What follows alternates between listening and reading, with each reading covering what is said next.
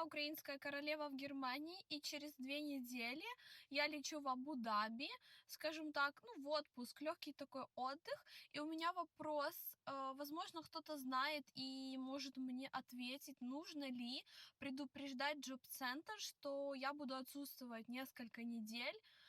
Я вот не знаю, что вообще им сказать. Я хочу оставаться максимально честной, что я вообще улетаю в другой континент, получается, да?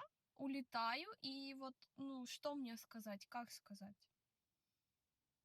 Вообще, я думаю, что я имею полное право улететь, потому что я уже очень устала морально в Германии. Ну сколько можно? Я думаю, джоб-центр должен меня понять, потому что я максимально устала уже от вот этой вот серой погоды, понимаете? Я хочу отдых, хочу теплую страну, пальмы, море, там Персидский залив и так далее. Поэтому я считаю, что я заслуживаю самого лучшего. Я же принцесса, королева.